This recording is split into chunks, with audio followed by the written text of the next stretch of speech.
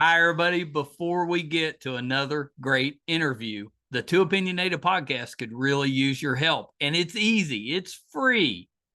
IMDb, which is the entertainment database, imdb.com, named us a top 100 podcast. We came in at number 82. That's a big deal because there's 15 million podcasts and growing. So to be named to anybody's top 100 list, pretty big deal for us. And the way you can help is to go to imdb.com, look up the Too Opinionated podcast, and that's it. Just bringing our page up. That traffic really helps us out. Our YouTube channel is MeisterCon Pod.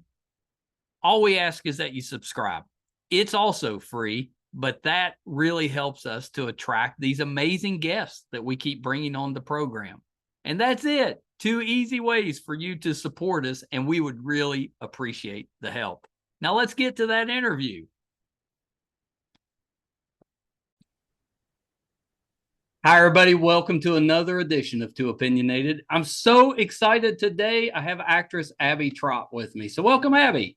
Thank you so much. Thanks for having me. You know, I'm in the grandfather stage. So I'm a pawpaw. I've got 5 grandkids. Wow. And my wife is her father's from Juarez, so she wanted to be called Abuela. It was like, okay. Well, none of the kids could say that, so it got shortened to Abby. So now Oh, she goes, that's what they call her, is just Abby. Well, and adorable. Well, actually, you, it's turned into what everybody calls her now. Abby, oh, that's so cute. You look very young for a grandfather. I'm just gonna say that. Well, thank you so much for well, being fair, the oldest is not quite 6 yet. So they're all young. But yeah, I thought I was a little young for it, but now that I've had to chase them around for a few years, I don't think I was. So Abby, let's start this way. You've got kind of I think, an interesting background how you got into acting, but let's talk a little bit about that because that's a difficult profession. You know, what got you interested in becoming an actress? What got me interested? Ooh, so I've been acting probably since about sixth grade. I Yeah. had a math teacher slash homeroom teacher who doubled as the drama coach. He forced he forced us to do monologues from I think mine was from a book from Madeline Langle's Wrinkle in Time. Oh yeah. Yes. So uh it wasn't from a play or anything, but I did this little monologue. We were all made to do monologues, performed on stage in front of the rest of the class, and I got a little taste of what it's like to be up on stage saying someone else's words and trying to kind of finds it was more of a performance for a speech rather than a character, but Yeah. I kind of fell in love with it somehow in that moment. And even though, funnily enough, I had horrendous stage fright, horrendous, to the point where I was like trembling. Oh no. Don't nobody touch me before I go on stage. I can't like even be in contact with humans. It was really, really bad. And the more I did it throughout middle school and high school, the less the stage fright became and the more confident I became on stage. And I guess it's like you have to take the risk, and when you don't die, when you don't That's right. die, you realize you're okay, you're gonna live through it. Even when you forget your lines, inevitably going to happen. So after that, I decided that I wanted to be a theater major. So I studied Okay. theater in college.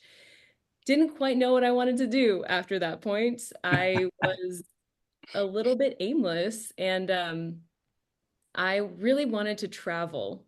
I don't know if you're familiar with the JET program. It's a teaching exchange program in Japan. Oh, yeah, I have heard about this. I've got on my wife's side, she's got a cousin that married a Japanese woman, and that was involved some way. So I don't know Okay. anything about it, but I have heard about It's very popular. It's the largest teaching exchange program in Japan. So a lot of people know about this program, and it's a great way to go to Japan if you're a poor it. Yeah. college student Well, yeah, or because it's not a cheap trip. new. So This program, you usually are contracted for a year initially to teach English as an assistant language teacher, and you're placed somewhere randomly in Japan. You can make requests, but they never honor the Yeah. requests. Yeah. So I wanted to travel, didn't know what I wanted to do with my career, so I applied to this program and got in. I was sent to rural Akita, Japan, which is in the north of Japan. It's very cold in the winter, lots of snow. And I taught there for 2 years while I kind of tried to figure out what I wanted to do. But I had the bug. Like I wanted to be a performer. And even then, I would be driving around town in my car and I recorded voices on my phone, just like character voices, just messing around, just trying to, you know, figure out what I was capable of. And then I moved to Tokyo to try to see if I could be an actor in Tokyo and was auditioning for TV shows, did, Well, now commercial back. was this voice acting or was this acting? This was Like in person? acting and voice acting as well. Basically whatever I could get Yeah. and That's singers. I think that's so neat that you started in Japan.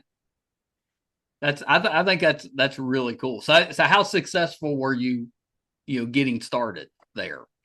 It was really challenging. So I was able to support myself by gigging, also, doing lounge singing or singing backup for some Japanese albums and stuff. My main gig, Did you though, sing in school? I did. Yeah, I did a little bit of musical theater. We didn't have like a musical theater major at my university, but I did sing just, yeah, as part of it all. That's Yeah, pretty cool. I That's love music, I really do, but well. So with the acting over there, were you speaking Japanese? it depended on the gig. Yeah. So I was up for a role that they were looking for a talent, a foreigner who was fluent in Japanese, Yeah. and it was for the show for Asadora or morning drama, Yeah. and they wanted someone fluent in Japanese. So me and about 12, 13 other women were in this group that they were casting from, and we did like a bunch of rounds of auditions. We did improv in Japanese. We did scene work where they were filming us, and How in the neat. end, ironically, they cast an actress from Backstage, which is an American casting site. Right. Didn't speak any Japanese at all. So that was a funny end of that story. That is But kind of funny because yeah, I've heard of Backstage. I know that one. of So course, all of that effort, and then they just hired yep. somebody that didn't speak Japanese. Yes, yes, hilarious. But so it depended on the gig. A lot of times it was like you're a mom in a McDonald's commercial, even though you're 22 years old. You're in the background. Here's your 6-year-old son, stuff like that. And but my main gig though, the one that kind of paid the bills was this. I was a performer in children's shows. They were like Oh, little musicals to teach kids English. And I loved this job because I love kids and yeah. it was really fun. I worked with a lot of really great people performing all over Japan. We got to travel. That was another perk. And this is where I kind of realized that voiceover was the thing I wanted to do. Because in those shows, we had characters like puppets and also Yeah. full bodysuit kigurumi, like animals walking on stage. They needed voices. They needed a voice match, meaning they had an existing voice for these characters and they wanted someone to match the voice as closely as possible. Right. I auditioned for a few of those characters and I ended up booking the job. And I realized that A, I was kind of good. I had a good ear for, parroting stuff. And Yeah. then B, I really loved doing that. It was the character voices that was the most fun for me, not being myself on stage. It was being other people on stage. So I decided to pursue voiceover and I left Japan because the jobs that I was looking for, video games, animation, anime dubbing, is primarily done in the United States in English. So I realized that I had to leave at that point, even though I love Japan so much. And I Have lived you there for, been back since? oh yeah, yeah, I've been back a few times. And My Japanese is pretty rusty, but it comes back to me when I go. Yeah. Have you ever been to Japan? I've never been. I always wanted to go. When my wife and I were getting married, this is back 2008. Mhm. She works for Live Nation, and she worked the Olympics in China. Oh, So we spent like several months before she went over, learning Mandarin so she oh, could go. So she got to the point she was passable with it, but the whole family we knew sentences and things that we could say at that time. Now I've forgotten all of them because I haven't used them since. But I thought it was interesting. She goes to China, and me and the kids here in West Virginia, we're able to speak a little bit of Chinese. yeah. But so that's as close. That's not close, but that's as close to Japan that we've come as a family. Asia. Yeah. It's Yeah, China. Asia. That's the closest we've come. But yeah, her cousin is married to a Japanese woman, and they go over to Japan quite a bit. So we get the stories and how beautiful it is, and just all the things. So it's on our list, but we haven't made it yet. Well, if you ever have the opportunity, it's definitely worth the trip. And the food alone is worth the trip. It's just next level. It's Yeah, so, you're talking my language now. That's why I travel. It's just to eat. yes, yes. Worth it. That's pretty great. That's pretty great. So voice acting, I've always heard, and I've had several voice actors on the show, that it's a pretty exclusive group. But once you're in, you're in. Is that true? Is it like a little, is a little group there that you're kind of, like, we got enough, we're good.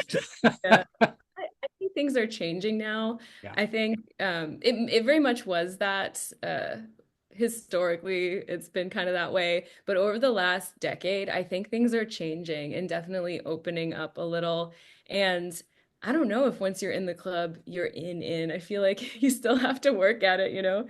Definitely, like after having been in voiceover for 10 years, I have relationships with Yeah. people where, if there's a role they just need to fill, they're like, "Oh, Abby would be good for this." And I so I didn't have to audition, and it's great. mean, isn't that a great place to be? It's yes, it's Because great. I mean, the closest I can relate is podcast wise. When we started, 90% of the guests I had to go find.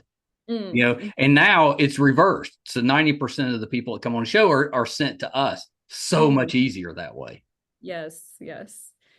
So, and I also think that casting is kind of looking for new talent Yeah. and types of talent. So, especially with shows like Disney shows, they're looking for like improv comedians to put in their shows, different types of not just voice talent, but all types of talent are being considered to do voiceover roles. And I mean, that's kind of cool. It's opening it up, new yeah. opportunities for people. Yes. I know of one person who was scouted from improv stage in New York and was, testing for a show. So that kind of thing can happen now. Whereas I feel like 20 years ago, That that was probably did not happen. Of course, when I was growing up, there was no crossover. If you're a Mm, TV star, you're on TV. If you're a mhm. movie star, you're in movies, and voiceover work, you're voiceover. Nobody crossed over. Now it's not a big deal. Everybody does a little bit of everything. Yeah. So it's not terrible. So I'm a comic book guy. I put myself Okay. through college 30 years ago. I owned a couple comic book stores, and so I've always had that love.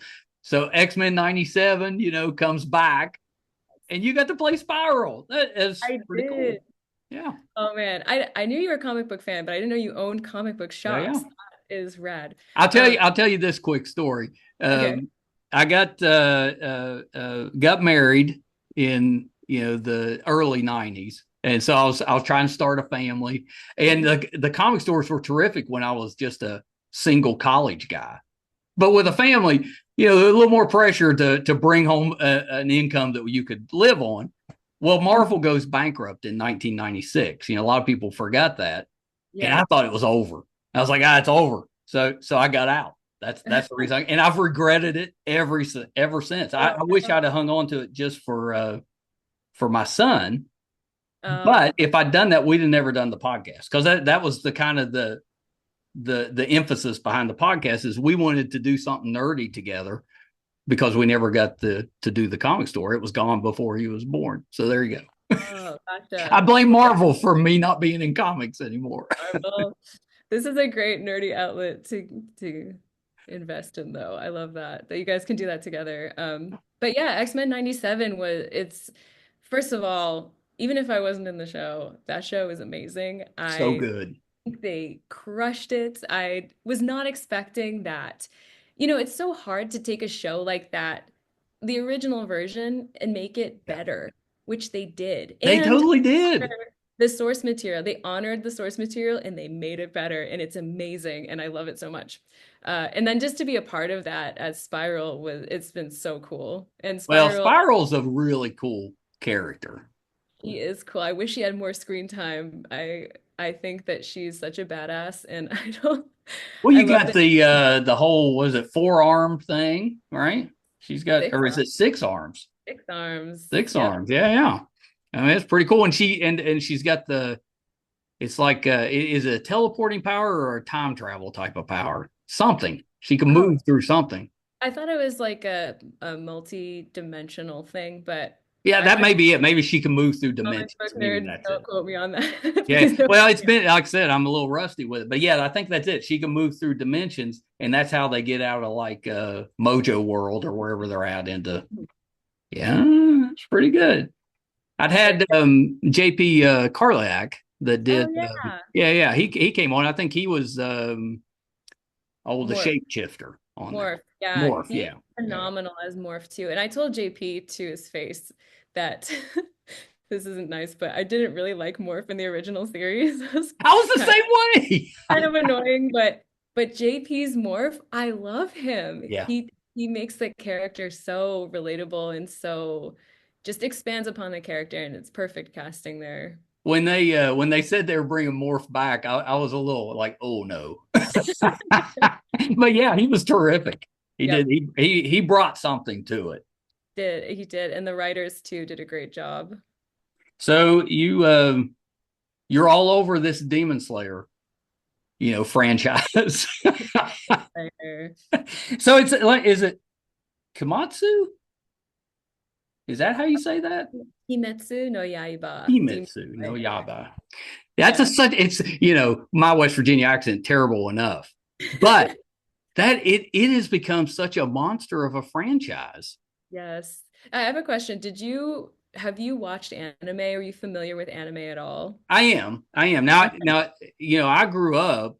I was watching like the original stuff, so it's like Speed Racer and Okay. Astro Boy, and then the '80s would have been more like Vampire Hunter D and Mhm. Ghost in the Shell, and I know you've done some work with Evangeline. I used to watch those when they were out, and yeah, so a little bit, and so then going forward. I've been like everybody else. I watched the One Piece live action, loved it. So Okay. then I went Okay. back to watch the anime. So I've had bits and pieces here and there. Okay. But Gotcha. normally, if I'm doing anime or if I'm talking to somebody that does anime, my stepdaughter is kind of my expert because that's her thing. Okay. So if I have questions, I just go and talk to her. I see. Yeah, some people the anime is it's an It is. entire world now, and it's become interestingly like in my childhood it was starting to become kind of popular, Yeah. but really only nerds, hello, knew about it and was watching it. Aside from things like Dragon Ball Z, on Right. Sailor Moon, Pokemon and some really of those. popular Yeah. stuff on TV. But now now you see entire families watching anime together. Demon Yes. Slayer is one of those shows that has brought families together. Grandparents are watching the show with their grandkids, and that Amazing. blows my mind. It's Well, crazy to think how it's developed in the last like 20, 30 it's years. it's well the animation really good, Hmm. the action really strong, Hmm. but what I think makes it is it actually has a story and character development, which a Hmm. lot of cartoons you don't get that. I think Yeah. that's what kind of differentiates anime with the rest. The story's really good. Yes, and it's a really compelling story. And another reason why I think that people love this show is that It is very tragic, Yeah. and everyone can relate to tragedy, Yeah. unfortunately. And it's about the bonds you make with your friends and the bonds you have with your family in getting through that tragedy. And it's such a relatable concept, even though it's in the context of our entire family being slaughtered by demons and me being turned into a demon, and now we have to turn me back into a human. Sounds far-fetched, but it's very relatable. I know that if you mentioned going to a convention in Maine, I Mhm. when I go to conventions, and we do quite a few of them, the longest lines are for the anime people. Mm. You know, like you've got stars of shows, and that's the ones I'm kind of used to having the longer lines. But that's not the case. Like the really long lines, it's anime.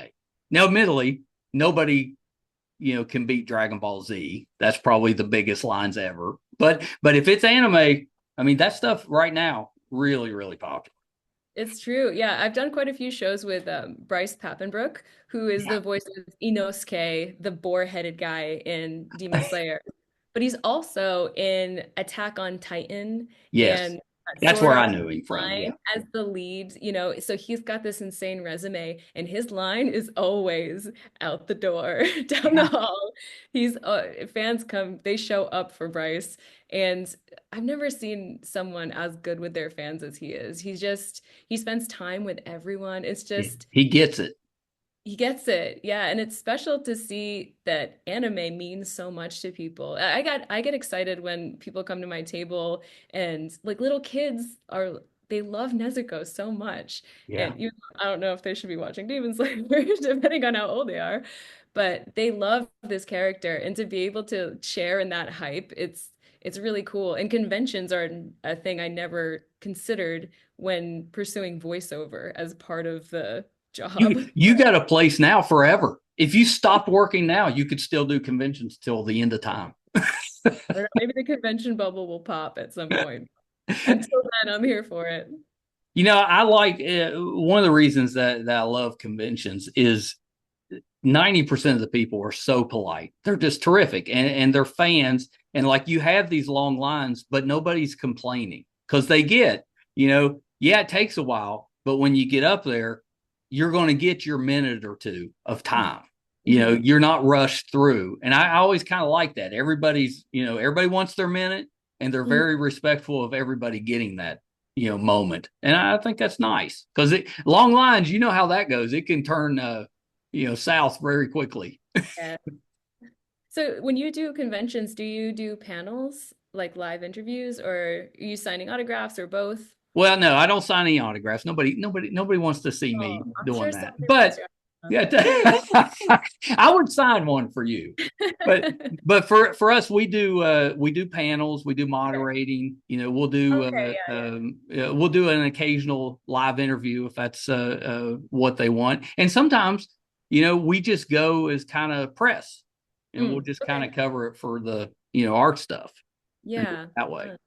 Yeah. Whatever they need, we're there for. It's just nice being asked. Gotcha. Yeah. Yes, it is. So I was trying to look up what that meant, and apparently it's just blade of demon destruction. Pretty much, yeah. Yeah, yeah. Which fits. Yes, That's the show basically. it is the show. Tanjiro keeps breaking his swords. Well, so how He's did that role come about? Did it have a lot to do with your experience from Japan, or was it more just your experience as a voice actor? well, I initially got this audition just because on the studio's radar. They were sending me auditions, but I initially forged a relationship with the studio that records Demon Slayer, Bang Zoom. Yeah. I entered one of their contests. They do a lot of voiceover contests, and I found one as right after I moved back to the States from Japan. I found a contest on YouTube that they were hosting called Perfect Idol, and it was an anime voice acting competition. And I entered this contest because I didn't know how else to pursue Yeah. voiceover. And then this contest was going on for months. We did like a second round and then a third round. In the meantime, I had moved to New York City and was taking voiceover classes for commercial Okay. voiceover. And for the finale of this contest, they flew us to LA, where the studio is located. We did the finale. I won the contest, and that's where I dubbed my first anime Miss Monochrome. So ever since then, I had a relationship with Bang Zoom because their casting director, Mami Okada, was Yeah. one of the judges of the contest, and she's always scouting talent. They do these Nice. competitions at anime conventions, and a lot of those contest winners have come. I just met one actually in the studio last week. So they won a contest, they came to the studio, and you get opportunities that way too. It's a unique thing, but it's valid. That's awesome. Good way to get seen, and especially if you're ready to perform. So like I had my acting background and experience, and I feel like at that stage I was ready. Right. Gone to LA when I was just fresh out of college, probably wasn't ready for it. Probably wasn't ready to handle it. LA, it's hard to live in LA. There's a lot of pressure, a lot of insecurities. You're always failing, as an actor. You don't book every audition, you fail most of them. So I'm really glad that the timing worked out in the way it did for me because I was ready for it. Um, so that's how I had a relationship with the studio. And then Yeah. years later, when Demon Slayer came along, I got the audition for Nezuko, and they sent me two scenes from the show. One of them was the first scene that Nezuko appears in when Tanjiro is heading off to the village and Nezuko is like carrying their sibling and calls after him. And then the second scene was right after she gets turned into a demon. So just Oh, like growling, like, I was gonna say that one probably had a little more. yes, You had to put a little into that one. yes. And yeah, it was just like, okay, so this scene is growling. Great, let's go. Uh, And it was fun for me because I like to do creature Yeah. noises. I've done my fair share of zombie voices, and stuff like that is fun for me. So Nezuko is kind of the best of both worlds, where she's a human and she has that form, but then she gets turned into a demon, and there's a lot of just feral sounds it's fun. It's kind of cool. I mean, did you when you first started that, any idea that it was going to be as big as it is? I mean, they just keep coming out with more. Yeah, I didn't think it was. I mean, I knew it was popular because about a few weeks before I got the audition, I saw that it was popular. I think it was on Twitter. I saw it was trending, Demon Slayer, and I was like, "What is this? Demon Slayer? Ooh, that looks cool. Maybe I'll watch the anime when it comes out." And oh, there's a manga. I'll read the manga. And then a couple weeks later, I get this audition, and I was like, "Oh, I know what that is."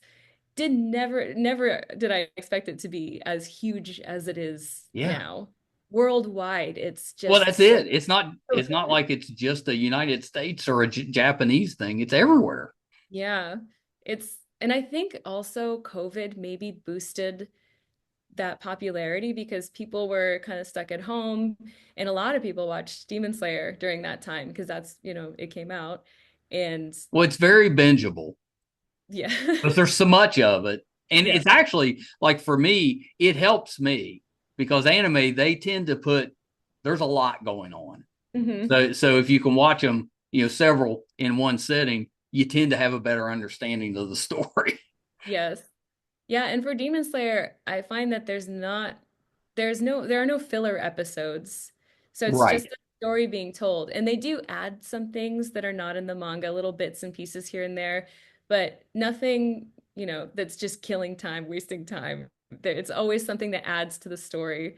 So, yeah, it's been really crazy. It's been a wild ride. How popular this anime has become, and the opportunities that it's brought me have been incredible. Like last year, I got to go to Japan for Kimetsu Sai, which is the Demon Slayer festival for their fifth anniversary celebration. Amazing.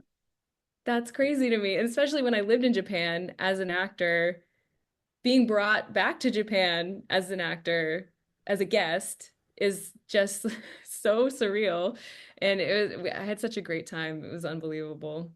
That's pretty cool. I mean, that's if you're going to get a role, if you're, I've always said, get a role on something that you can like. It doesn't matter how much time's passed, you'll be recognized for that role, and you've done that. You're already done with that. So now you can just do whatever you want. I can just do whatever I want. Yeah, if you're lucky enough to get one of those roles, it's that's the other thing is in voiceover, there's a lot of luck involved, you know. Yes. For me, it was the timing of things was very lucky for me in my voiceover journey, but you kind of have to have a little bit of luck too to get ahead. Yeah, for sure. For sure. So my granddaughter, my oldest granddaughter, she's a Barbie girl. So Oh, yeah, I know you've done some Barbie stuff. And we yes. watch those all the time. Oh, She's way really? into she's 5, but and most of the time she may not understand exactly what's going on, but she loves it. Watches Oh, that stuff all the time. So yeah. So yeah. yeah. So you're like an official Barbie. I am, and that's also surreal to me. They handed me at the end of recording, they gave me my Barbie, the doll that from the show, and the horse from the show as Oh my well. gosh. That's And yeah, it was like Malibu Roberts, right? Malibu Barbie, yep, Barbie Yeah. Roberts. I mean, that's Yeah, pretty yeah. I That's like I would be very excited to have any type of action figure of something that I did. It's pretty cool. yeah. And then to be a Barbie is what? I What? know. I mean, were you like when you were younger, were you a Barbie kid? I played with Barbies a little bit with my my piano teacher's daughter. She had so many Barbies. So when I went over there, we would play Barbies. And I think at home, I had one of Barbie's horses for some. I know Barbie had a lot of horses. Yeah, and I remember loving playing with the horse because I like to play with animals more than I liked people when I was a kid. So Well, that's yeah, carried over because you like doing Barbie the horse. voices now. It's true. Yes. Yeah, Yeah. yeah. Well, I saw you did ADR for that the new Witcher cartoon that came out. Um, which I didn't. It took me a while to figure out what ADR was, but I've had enough voiceover people. I know you're doing all the other sounds or voices. Yes. Yes. ADR sessions can be really fun, and that one was very fun. I recorded it from my home booth, but it was still a group recording, as in all the other actors who were recording the ADR with me were on Zoom, you know, in their own booths at home. Oh, that's And cool. it was so cool. And That's so, that's something that we got from COVID because yes, now we're able to do actual work just by Zoom. that's right. Although I feel like studios now are kind of trying to be like, oh, but come in though, come in a Yeah, bit. So maybe we're reverting, but it was really cool because like Fred Tatasciore, a very talented, prolific voice actor, he was there, you know, doing his oh, thing. Fred's coming on the show. Oh, he is. Yeah, Lucky yeah, him. yeah. Oh my We're gosh. trying to we're picking a date. Yeah, yeah. Big Yeah, fan of he Fred's. Yeah. fantastic actor and voice actor. I'm a huge fan of his. And so just to see him in Zoom, you know, I've seen him in person a few times, but just to, you know, re-recording with him was special for me. And then The Witcher was a fun one because it's, as you know, a very violent show. It So, is. Yes. okay. And Abby and you other actresses, you're going to be voicing these little boys as they are killed. So you're this boy and you're this boy who's screaming and dying. And then it was just, you know, That's I'm a pretty. fan of horror, so it was fun for me. All this awful stuff. I wanted to ask you about the other Netflix show, the where you're Momo? Oh, Momo? Don Da Don. Ah, Don Da Don. Yeah. Yeah, I couldn't think of the name. Yeah. How did that one come around? Because that one's very popular. Yeah, that was another one that I got the audition for, and I just ended up booking the role. It's funny because when I got that audition, we get two scenes usually, like Demon Slayer. Yeah. Sometimes they'll send us a couple scenes, and usually they're to show just like the range of the character. So for Momo, it was the scene where she meets Okarun in the hallway, and they're arguing Oh. about and aliens. And then the second scene was when Momo's wandering through this abandoned building and she's opening up to Okarun about her family and her grandmother and kind of like, you know, being vulnerable, even though they just met. And so you know that this relationship is going somewhere. But those two scenes were I watched them and the animation felt so raw and like cool. And then Yeah. the performance by the Japanese voice actress, Shion Wakayama, felt so, again, raw and real, just like off the cuff, like a real person. And I was just instantly enamored by her performance, and I wanted to do that too. So Oh, that's cool. I tried to capture that vibe in my audition, and I luckily booked the role because I love Momo so much. And recently read an article where that actress was talking about her audition for this role, and she brought up the fact that she was trying to make Momo sound unrehearsed, Right. organic, just exactly what what you get from her performance. And I was like, she nailed it. She's so perfect. And I feel it's such an honor to be part of that show just because I every like that you're a fan. I can tell you're a fan of it too. I am a fan. Yeah, just, it's incredible to be part of just like the team is such an incredible team. The animators, the our voice director, Alex Von David, he's also adapting the script, and that is no easy task No, to no, take no. make jokes funny in English and to write funny dialogue, It's incredible. So it's very special to me already. I'm really looking forward to the rest of the show. And season two dropping in July this year. Yeah, I thought it was coming this summer. Right. Yes. Yeah, that's pretty cool. That's pretty cool. I know we got to wrap up, but I should mention that you're Windblade in a couple different Oh, Transformers show. It's pretty. To me, I'm nerdy, so yeah. I can tell if you're you making to it. be a Transformer, that's pretty cool. I love the specifics you're pulling of the things that you love. Yeah, That's so fun. yeah. Hey, it's my show. Yeah, no, it's great. She's a badass, and like I love voicing badasses. She's a She really is a fun badass. character. Yeah, that was a fun one. That was one of my earlier roles, one of the first prelay animated roles, meaning like not dubbing to picture matching the flaps. It was like they record my voice and then they animate the show. Oh, So I didn't even know that was a possible. That's cool. that's usually what they do for like Western style cartoons, like Disney cartoons or Nickelodeon cartoons. They record the voiceover and then the animation is coming at the same time or later than that. So yeah, it Pretty cool. was really awesome to get to record Windblade. Did you get to watch the samurai show that Netflix put out? I'm forgetting the whole name Is of it it. Blue Eye Samurai? Yeah, that's it. Blue Eye I Samurai. haven't seen it yet, but I everyone keeps telling me to watch So it. good. It's on the list. I got to get around to it. Yeah, Look, it's definitely worth checking. Yeah, it's really good. Well, and you okay. did some work with Carmen Sandiego. Pretty good. Yes, that too was a prelay animation show. So I voiced Ivy. She's from Boston. She's wicked awesome, and she was really fun because we got to record as a group, and again, that's always the best. And we made each other laugh so hard in those sessions. Carmen Sandiego, it's still on Netflix, I believe. So check it out if It you have. is. It's there. I know. I said it more like I was like Ron Burgundy saying it. San Diego. Santiago. Santiago. Well, Abby, I appreciate you taking some time today. Big fan of yours. I've always been a cartoon guy, and anime fits in that. It's just to me, anime for the most part is just a little bit more mature material than a lot of times you get, with Yeah. regular cartoons.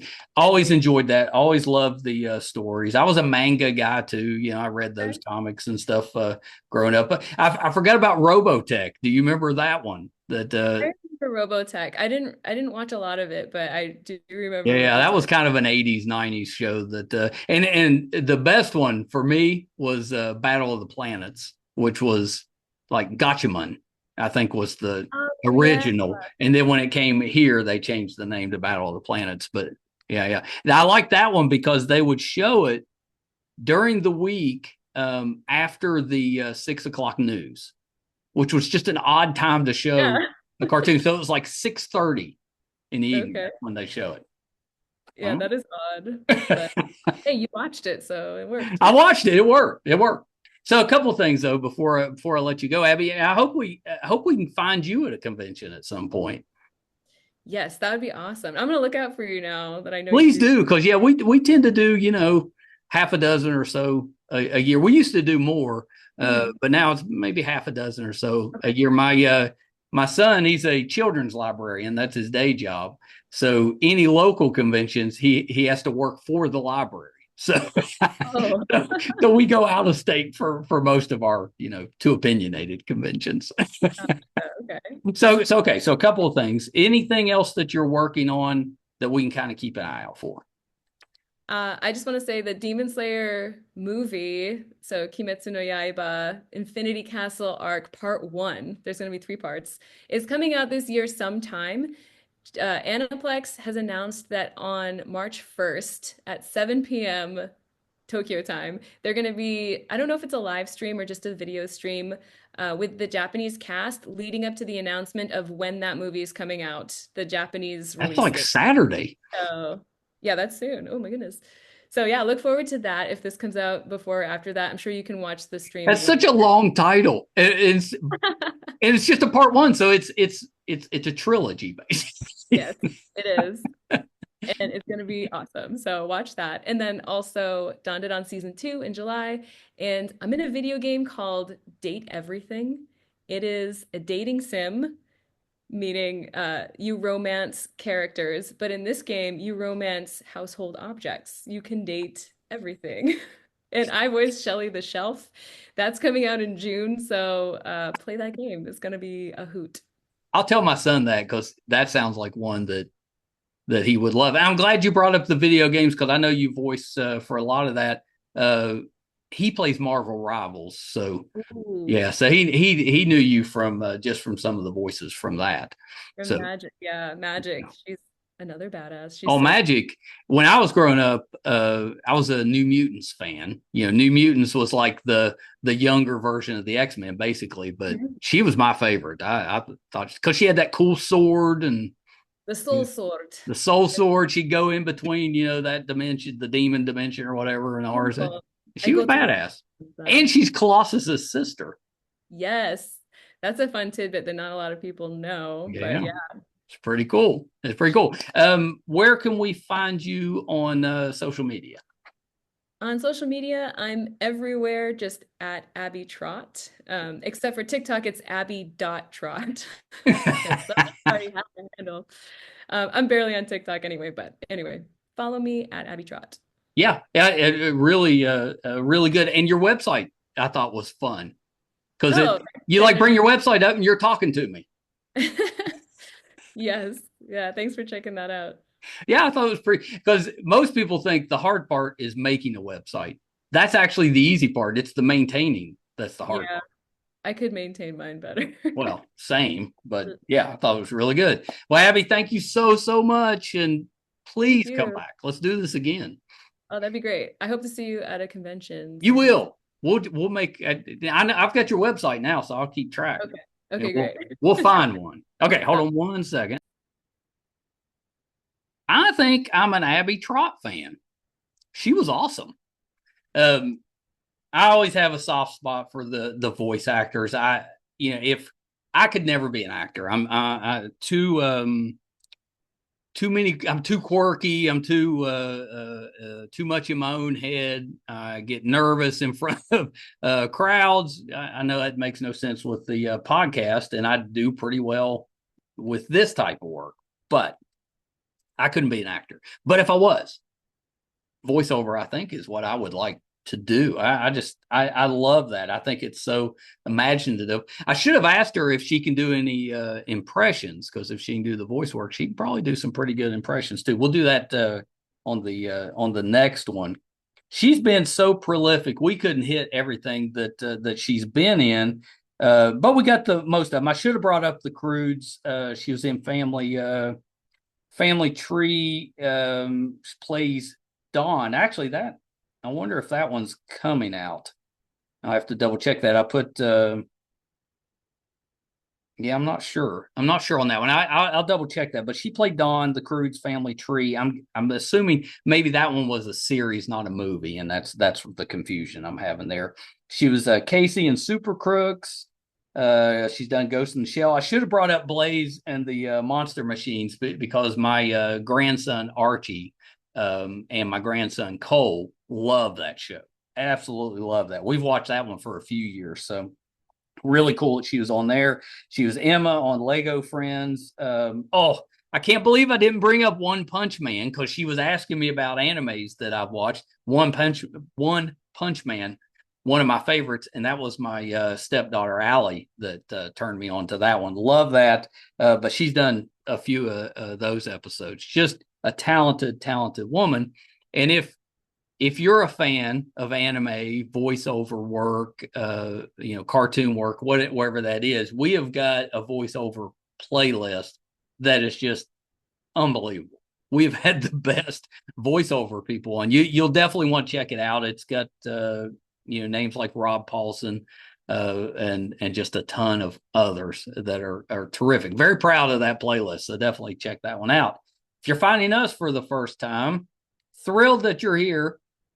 Want you to come back, and definitely would love to have your support. It's easy to do. It's free. We don't ask for any money. We do just fine. What we ask for is the traffic that you can give us, because that helps us to attract these terrific guests that we've had on. We're working toward our 1,000th. Oh my gosh. You guys know that watch the show regularly or listen. I'm dealing, I was diagnosed with Parkinson's not quite a year ago, and I'm dealing with, getting used to those symptoms. So at times, I really struggle with forming words. I get tight through my face, right through here. And at times, it even though I'm on medication that really helps a ton, at times I still struggle with pronunciation, and it was bad enough anyway because of the West Virginia accent, the country accent. So apologies for that. But that's if you're finding this for the first time, I sound a little funny on occasion. It could be the accent, could be the Parkinson's. So just be aware of that. But we're hurtling toward our 1,000 episode, and I just can't believe that 6 years. That's very prolific for a podcast. I'm working on somebody big for that one, so please stay tuned. If you want to support us, I got off track a little bit. If you want to support us, our YouTube channel is MeisterCon Pod. Please subscribe. Doesn't cost you a dime. Really helps us out. Our website's meistercon.com. You can find 918 and counting episodes, audio and video versions. If you're doing anything, or if we're doing anything in studio, if we're going on location, if we're covering a convention, maybe one that Abby's working, it'll be on the website, meistercon.com. So please check us out there. Thank you guys so much. Till next time. Bye, everybody.